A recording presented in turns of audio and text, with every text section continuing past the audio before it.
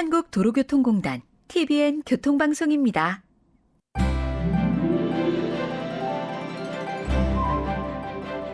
대한민국 총 면적은 약 10만 제곱킬로미터로 세계 109위에 해당합니다. 삼면이 바다로 둘러싸여 있고 국토의 70%는 산지, 바다 주변에는 3,300여 개의 섬이 자리하고 있습니다. 지리적 특성상 우리나라는 교량과 터널을 많이 만들 수밖에 없는 교통 환경인데요. 대한민국 수도 서울을 가로지르는 한강만 해도 30개가 넘는 교량이 있습니다. 그리고 수많은 교량 안전에 매 순간 촉각을 세우는 사람들도 있습니다.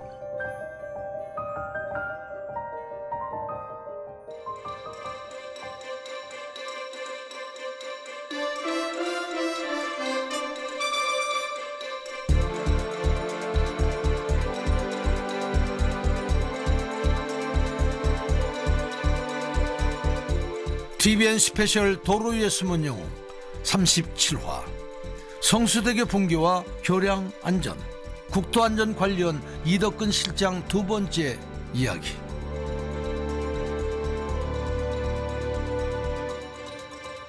안녕하세요.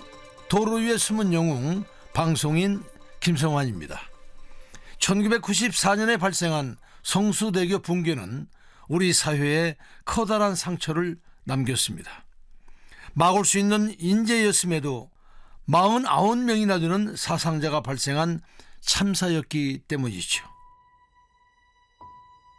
그 사고 이후 사회 전반에 걸쳐 안전에 대한 관심이 높아졌고 1995년 4월 현 국토안전관리원의 전신인 시설안전기술공단이 설립됐습니다. 저희 그 공단이 출범하면서 했던 건 유지관리 체계를 이행하고 그 체계에 맞게 업무를 수행하고 그리고 그런 업무를 수행하기 위해서 필요한 것들을 정립해 나가고 직접 진단도 하고 또 유지관리 점검 기술 개발도 하고 또 민간 전문기관 교육도 하고 이런 업무를 했죠. 그래서 그 선배님들의 말씀을 들어보면 창립 당시에 공공기관으로서 이렇게 전문적인 기술자들로만 구성된 기관이 좀 이례적이었다 하더라고요. 공단의 핵심 역할은 건설공사의 안전과 품질 관리, 완공된 시설물의 안전 진단과 유지 관리입니다. 이미 다 건설된 이후에 얘가 자기 역할을 제대로 하는지 앞으로는 얼마나 더 큰 하중에 견딜 수 있는지 이런 것들을 뭐 시험도 하고 조사도 하면서 평가를 하고 또 이 교량에 종합 등급도 매겨놓고 이런 일을 한 거죠. 한마디로 국가 기반 시설을 통합 관리하고 주요 시설물의 안전과 성능을 점검하고 관리를 담당하는 거죠. 성수대교 사고로 인해 생긴 기관인 만큼 교량 안전 점검도 매우 중요한 업무입니다. 교량을 진단하거나 뭐 정밀 점검을 한다거나 그러면 총 5가지 등급으로 분류를 하거든요. A, B, C, D, E.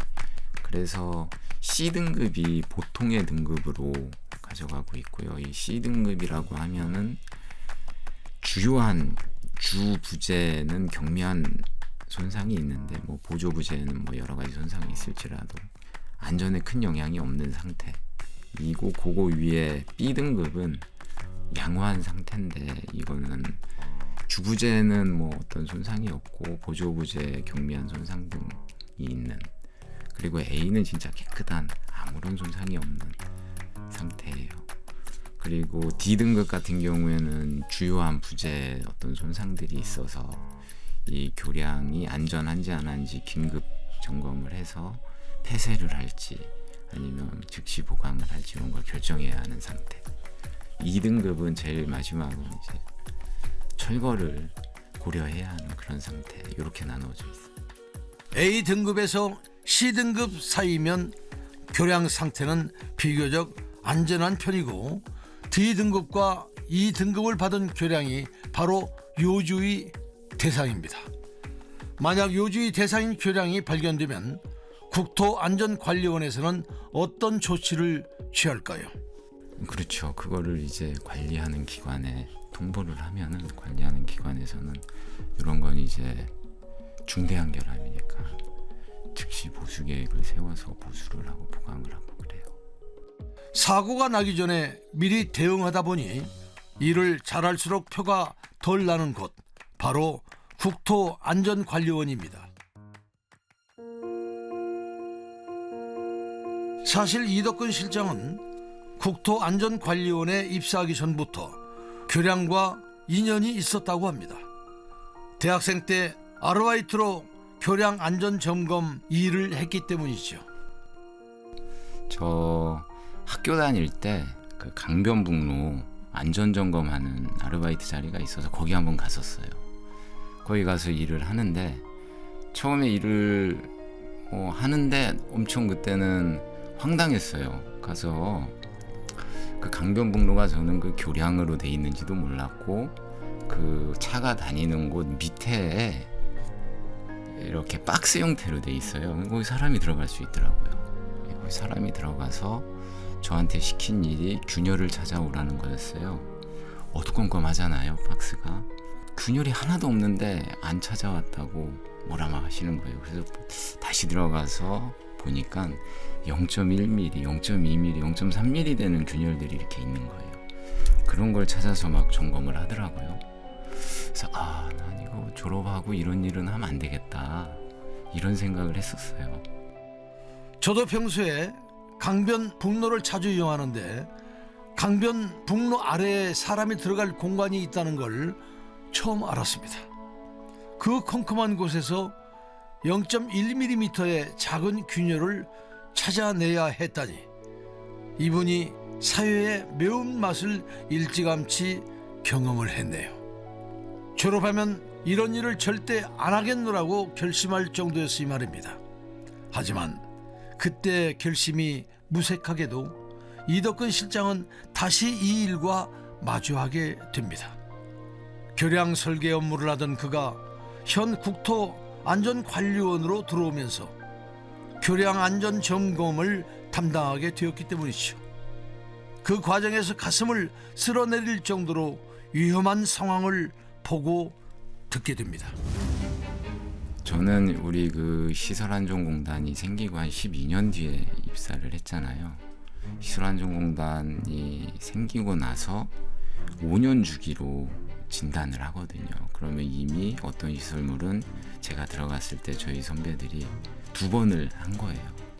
그러니까 초창기에는 굉장히 더 많았을 텐데, 제가 들었던 거는 다리가 있으면 차가 지나다니는 곳이 있고, 이 다리를 받치는 교각이 있거든요. 이 기둥 같은 게, 이 기둥이 금이 이렇게 쭉 가 있는 거예요. 이 기둥이 무너지면 다리가 다 무너지거든요. 균열이 쭉 있는데 이 균열의 원인이 되는 게 철근이 부족해서, 인장력 때문에. 그러니까 이건 가만뒀으면 점점점 더 벌어지면서 아마 붕괴가 됐겠죠. 아주 미세한 균열 하나를 소홀히 했을 때 거대한 교각도 붕괴될 수 있습니다. 그런 사고가 일어나지 않도록 최전선에서 방어하는 게 이덕근 실장과 동료들의 역할이죠. 교량 안전을 지키는 사람들의 이야기, 내일 다시 이어집니다.